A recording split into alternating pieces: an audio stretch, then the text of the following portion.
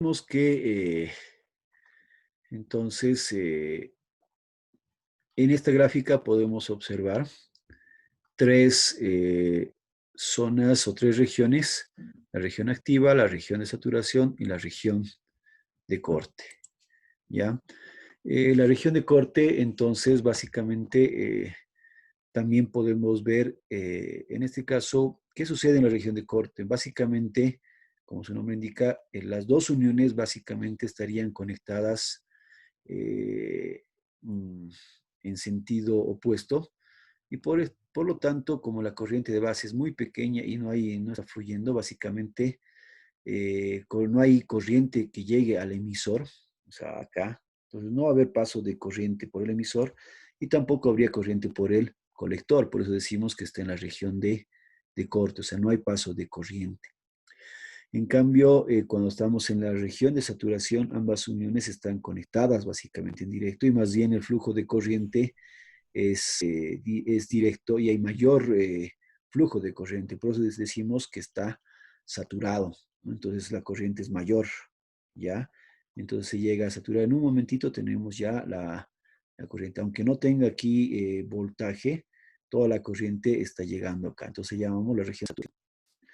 Y la región lineal activa es donde el transistor funciona como un amplificador, porque aquí ya va haciendo un cambio levemente, entonces sí trabaja de forma activa como amplificador. Y finalmente podríamos considerar una última zona, básicamente, que se llama la región de ruptura, que básicamente es donde ya obviamente el transistor, por mucha corriente o temperatura, básicamente se rompe o se daña. Entonces, en este caso es más ya para un parámetro físico, que donde casi podríamos considerar, digamos, arriba de una cierta corriente. Por eso va a haber una máxima corriente de saturación.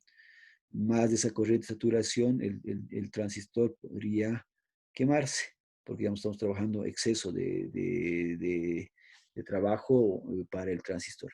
Lo propio, digamos, si consideramos un voltaje mucho mayor, también tendería a dañarse. ¿Por qué? Como vemos bien acá, mayor voltaje, la corriente también va a tender a ir subiendo un poco, y aquí ya pasaríamos nuevamente la corriente de saturación, entonces el transistor se puede dañar. Entonces son las cuatro zonas que podemos identificar acá para un transistor. Bien, acá vamos a ver entonces un pequeño ejemplito de cómo más o menos funciona un diodo, ¿ya? En primera instancia vamos a tratar de ver el funcionamiento del diodo, más que todo en la zona activa, ¿ya? Cuando trabaja como un amplificador. Cuando trabaja en corte o en saturación, si bien vamos a ver algunos ejemplos para hacer el análisis, esta parte de cuando trabaja en corte y saturación, o utilizar nuestro transistor como un conmutador, como un interruptor, básicamente se lo analiza más cuando se ve electrónica digital, porque en este caso solamente nos va a dar dos estados: el transistor abierto o cerrado, o sea, va a permitir el paso de la corriente o no. Justamente es un interruptor que está controlado por corriente. Entonces, y este principio se lo utiliza para electrónica digital. Si bien vamos a tocar parte de ello, pero vamos a dar más énfasis en la asignatura, en el trabajo en la zona activa, ¿ya? Entonces, considerando nuestro transistor justamente en la región de operación o región activa, vamos a hacer el análisis de este circuito, donde tenemos un transistor NPN, ¿ya? El cual está polarizado por una fuente de voltaje, acá BBB, pero adicionalmente le ponemos una resistencia. Si recordamos por Thevenin, es un voltaje con una resistencia. Básicamente esto es una fuente de corriente, entonces tendríamos una fuente de corriente que está alimentando a la base. Y de este lado tenemos una fuente de voltaje, y también tenemos una resistencia para atenuar justamente este voltaje. Entonces, estamos polarizando también como veíamos nuestros gráficos anteriores. Por lo general, entonces, para un transistor, para polarizar adecuadamente y poder controlar, aparte de las fuentes, entonces vamos a utilizar estas resistencias, tanto en el colector, en la base, como en el emisor, ¿ya? Esto para lograr de que el transistor trabaje adecuadamente en la zona de operación, porque si no, posiblemente podría estar simplemente trabajando en corte o saturación. Entonces nosotros con estos valores de estas resistencias podemos lograr de que el transistor trabaje en la zona de operación, ¿ya? Inicialmente vamos a hacer el análisis de este circuito, ver cuáles son los voltajes que estarían apareciendo en las terminales más importantes. Justamente acá estoy poniendo un voltímetro en, entre la base y tierra, ¿ya? No base emisor, sino entre la base y tierra, ¿ya? Acá tendríamos otro voltímetro entre el emisor y tierra. Y finalmente otro voltímetro entre el colector y tierra. Entonces, queremos calcular estos voltajes, más que todo para saber cómo está polarizado mi transistor, o sea, realmente cómo está funcionando, ¿ya?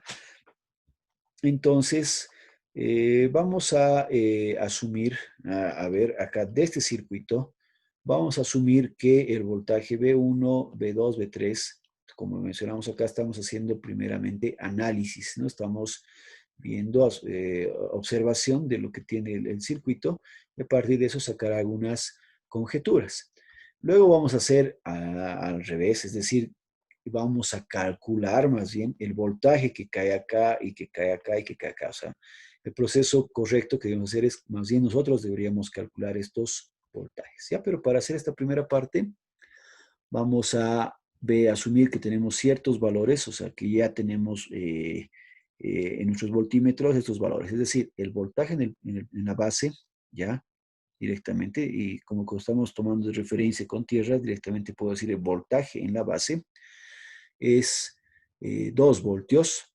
El voltaje en el emisor, o sea, el voltaje B2 sería 1.3 y el voltaje en el colector es 8 voltios. Eso tenemos de lectura en estos voltímetros, ¿ya?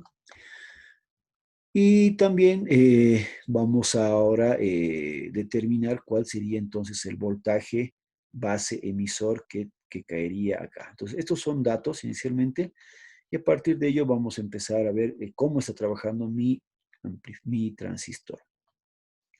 Entonces, si nosotros restamos este voltaje de la base menos el voltaje de emisor, justamente tendría el voltaje base emisor, que sería igual. Si recordamos, este voltaje acá tiene 2 voltios y aquí este voltaje tiene 1.3. 2 menos 1.3 me va a dar 0,7 voltios. Entonces, quiere decir que este voltaje ya está trabajando, por lo menos tiene el voltaje mínimo de operación, por lo tanto quiere decir que está trabajando en continuo, o sea, perdón, está permitiendo el paso de la corriente. Por lo tanto, quiere decir que esta parte realmente está polarizado directamente, ¿ya? Entonces la base emisora está en directo.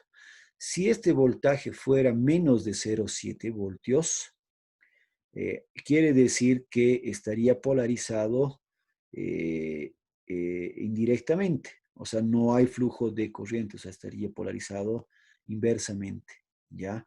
Entonces, y esto me implicaría que estaríamos básicamente en la región de corte, ¿no? O sea, estaría esto en una región de corte. Entonces, esto es bien importante. Entonces, por lo general, este voltaje de acá siempre va a ser para fines prácticos, por lo general va entre 0,6 a 0,8, ¿ya?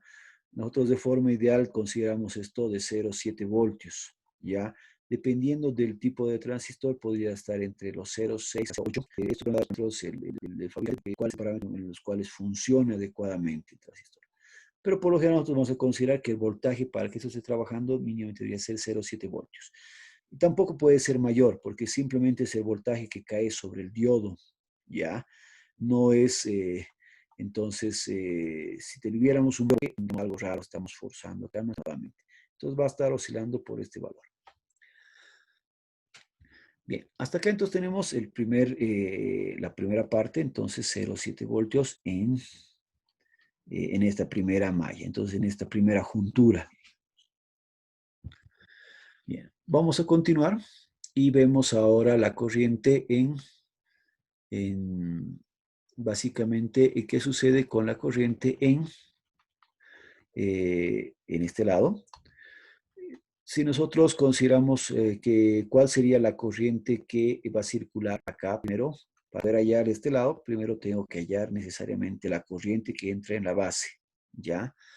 Entonces, analizando la corriente de base, tengo una fuente de 4 voltios, aquí sé que tenemos 2 voltios en el voltaje de base, entonces directamente por diferencia de potencial y ley de Ohm podríamos calcular la corriente que entraría en la base. Entonces aquí 4 menos el voltaje de base que era 2, todo dividido sobre la impedancia de la base, 40K, tendría en total 50 microamperios. Entonces vean bien que la corriente que generalmente necesitamos en las bases son pequeñas. Por lo general son corrientes en el orden de los microamperios, perdón. Entonces es una corriente relativamente pequeña. Esta es la corriente necesaria para que el transistor ya funcione, ¿no? Entonces, generalmente lo mínimo son 20 micros, pero depende, puede haber algunos transistores que incluso trabajan en un poco menos. Entonces, va a variar mucho del tipo de transistor. En este caso, entonces ya tengo la corriente de base. Ahora vamos a calcular la corriente de colector, ¿ya? Porque no nos han dado el dato de la ganancia que tiene este transistor, este factor de ganancia. Entonces, como estamos haciendo análisis, más bien ahora voy a calcular el voltaje del colector porque tengo el dato que hay aquí, ¿no? De este voltímetro. ¿Cuál sería la corriente de colector? El mismo procedimiento. Voy a restar esta fuente menos este voltaje y dividido entre la impedancia y tendría la corriente que circula acá. Entonces va a ser, para que vaya en este sentido, ¿no? En el sentido va a ser este menos este. ¿No? Lo propio acá, para que vaya en este sentido es este menos este. ¿Ya? Entonces por eso voltaje de la fuente menos el voltaje que hay en el colector sobre la resistencia de colector y tendría que esto va a ser 4 miliamperios. Entonces la corriente de colector acá es de 4 miliamperios. Desde ya podemos ver que es mucho mayor que la corriente de base. Entonces aquí puedo hacer la relación. Recordamos que la corriente de colector es igual al factor de ganancia por la corriente de base. Despejando de ahí el factor de ganancia, beta, va a ser igual a la corriente de colector sobre la corriente de base. Y en este caso podríamos ver de que 4 miliamperios entre 5 microamperios me da 80. Es un factor, ¿no? No tiene unidad. Entonces, la ganancia de corriente que tiene este transistor es de 80, ¿ya? Entonces, es algo bien importante. Entonces, generalmente los transistores, sus ganancias oscilan de 80 hasta 400 o 500 esta ganancia, ¿ya? En transistores. Entonces, es algo bien importante. O sea, de una pequeña corriente podemos ganar una gran corriente, ¿ya? Aún, obviamente todavía estamos hablando en pequeñas señales porque, digamos, estamos trabajando con señales de miliamperios todavía. Ya tendría que trabajar aquí una corriente en entrada en el orden de los miliamperios para que aquí tengamos en amperios, ¿no? Corrientes grandes. Entonces, eh, sí hay una gran ganancia, pero aún así todavía estamos en pequeña señal. Luego vamos a ver otras configuraciones donde obviamente tenemos que conectar no solamente un transistor, sino otro transistor en cascada para luego amplificar nuevamente esta señal y tener una mayor ganancia. ¿Ya? Entonces, de esta forma estoy analizando el factor de ganancia. De acá podemos ver entonces que, por último, calculamos el voltaje del colector emisor, ¿ya? Entonces, el voltaje del colector era de 8 y el voltaje del emisor es de 1.3. Si restamos, vemos que el voltaje es de 6.7 voltios. Eso está prácticamente por este punto, ¿ya? Por lo que, y teníamos mi voltaje o mi corriente de base ahora que he calculado. Nuestra corriente de base son 50 microamperios. Y si analizamos bien la gráfica de este transistor, ya, esta es la gráfica que nos proporciona el transistor. Básicamente veríamos de que estamos por encima de la región de corte, ¿ya? Entonces estamos en la zona activa, ¿ya? Gracias a esta gráfica, entonces puedo identificar, tengo el voltaje colector emisor 6.7 y mi corriente de base está alrededor de los 5 microamperios, pero mi corriente de colector me da 4 miliamperios. Entonces estamos más o menos por acá. Si esto es 5, está por acá. 4 y aquí tendríamos 6.7. Entonces estoy en la zona activa. Por lo tanto, quiere decir que va a llegar a amplificar mi transistor. ¿Ya? Obviamente, si queremos que amplifique más, deberíamos tratar de ir subiendo hasta por acá. Entonces, mientras más estemos por acá, más va a amplificar la corriente y lo propio, y aquí tendría un mayor voltaje en el colector emisor. Entonces, de nosotros depende de dónde queremos que el transistor, una ganancia y ganancia más. Entonces, mientras ponga el punto de trabajo acá, el transistor tendría una mayor ganancia. Entonces, ¿cómo voy a poder mover este punto? Simplemente, para osos, ya voy a variando de resistencias, es que puedo variar este punto de trabajo.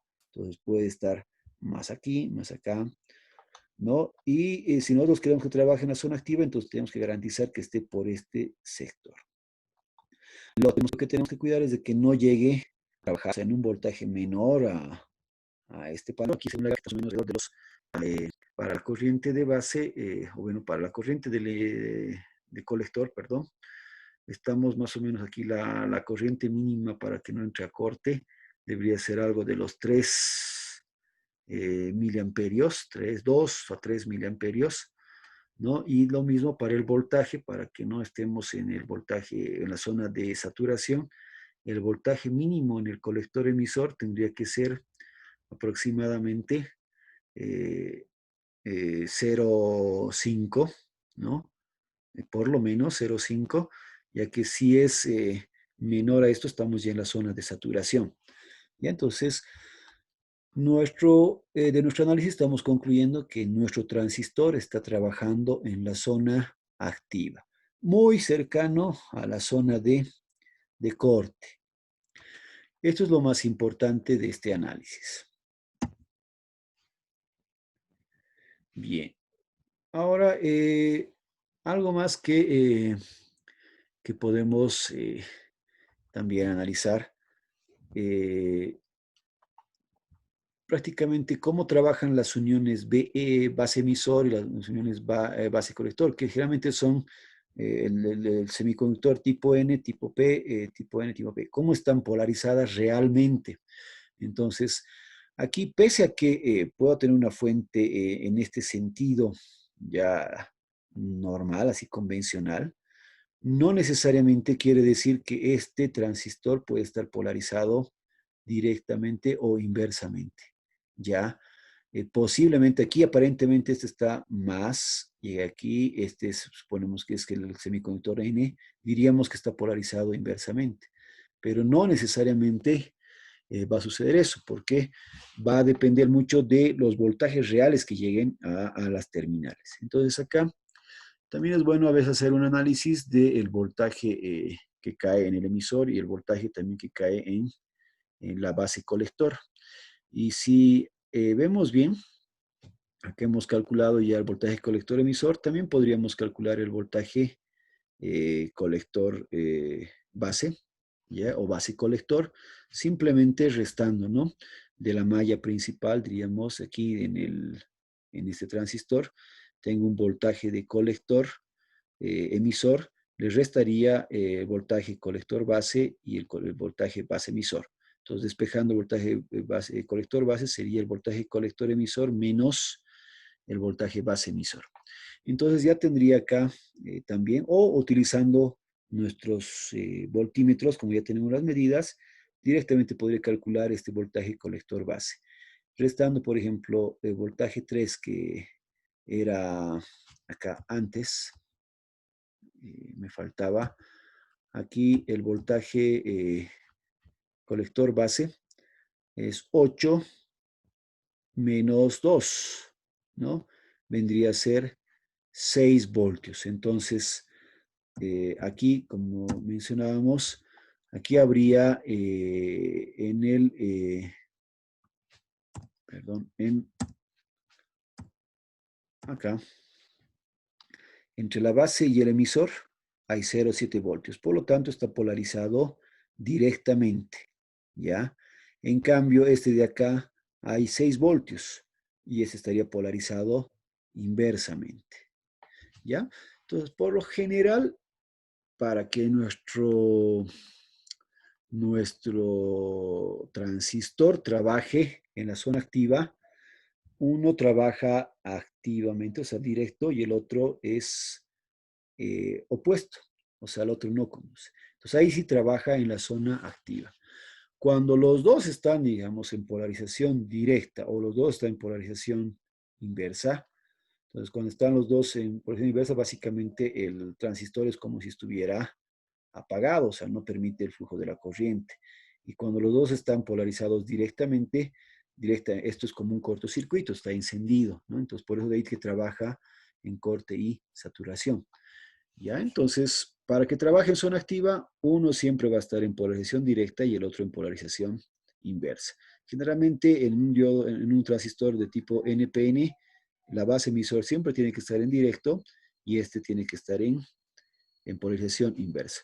Y efectivamente se cumple esto en nuestro ejercicio.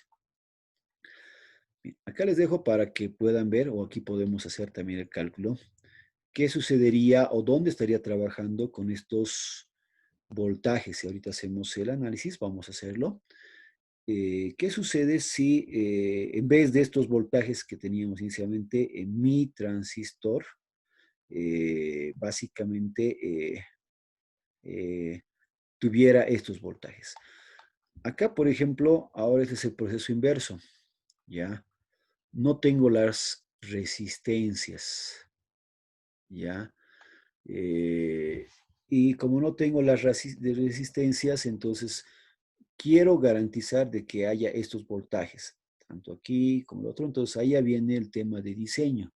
Y a partir de ello tendría que calcular las resistencias para que exactamente me den estos parámetros. ¿Bien? Acá, por ejemplo, si tuviéramos esto, para indicar acá el voltaje en la base, el voltaje emisor 2.7 menos 2, 0.7, entonces está en directo. Y si tomáramos acá el voltaje en cesta 2.3 menos el voltaje de la base, estaría en 2.3 menos 2.7 me va a dar 0.4. Por lo tanto, estaría polarizado también directamente. ¿Ya? Entonces, como está trabajando los dos están polarizados directamente, básicamente eso está trabajando como eh, en, en saturación, es decir, como un cortocircuito nada más. O sea, el flujo entonces está completamente encendido, ¿ya? Para este caso.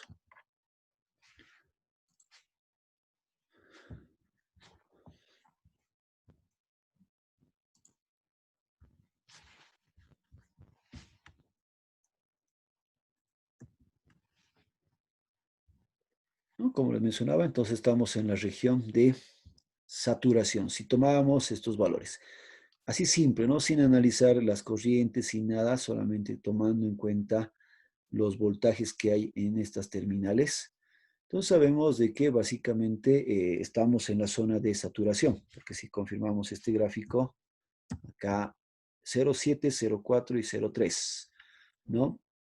Según nuestro transistor, nuestra gráfica de nuestro transistor, tendríamos esto. Para voltaje base emisor, esta misma gráfica. Pero en el voltaje colector emisor con respecto a la corriente de colector, el voltaje colector emisor es de 0,3. Estamos acá. Hemos dicho básicamente tendría que ser mayor a 0,3 para que esto esté más por este lado. Entonces, como el voltaje está acá, estamos básicamente en esta zona, en la zona de saturación. ¿Ya? Eh, y obviamente podríamos estar aquí totalmente apagado el diodo cuando está aquí, ¿no? No hay ni corriente, no hay ni voltaje, es que el diodo básicamente está totalmente abierto, o sea, no funciona nada. Entonces, pero en este caso estamos, para ese ejemplo, en la zona de saturación.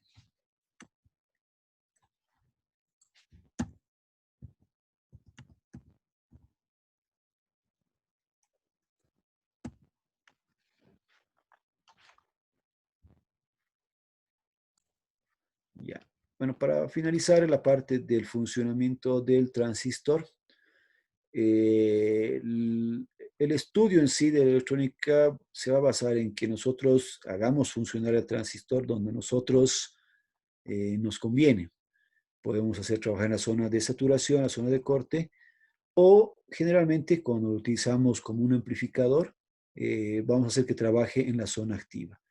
Y en la zona activa es necesario encontrar un punto de operación del transistor, o sea, donde trabaje de acuerdo a nuestros requerimientos, ¿ya? Y para ello, generalmente vamos a utilizar eh, esto, o sea, tratar de que esta fuente de acá sea una fuente de corriente o una fuente de voltaje con una resistencia, aquí una fuente de corriente, y más o menos trabajando con este circuito, podemos llegar a encontrar nuestro punto de trabajo. Aquí simplemente vamos a dar un vistazo. El voltaje del colector emisor lo podemos hallar en función de la corriente del colector, ya que va a ser igual al voltaje de esta fuente menos la corriente que circula acá por esta resistencia. Esta sería una de las ecuaciones principales de donde podría sacar la corriente de colector con respecto al voltaje colector emisor. Y esta es la que podemos graficar, o sea, nos da exactamente las gráficas, estas en color rojo, ¿no? La corriente en función de colector en función del voltaje colector emisor. Pero adicionalmente, como esto vamos a cruzar esta corriente con la corriente de base, porque la corriente de colector depende de la corriente de base, ¿ya? Es que nosotros, intersectando esta gráfica con el valor de la corriente de base, es que nosotros encontramos un punto de operación, ¿ya? Entonces, puede trabajar en cualquier valor, nosotros vamos a poder controlar esto.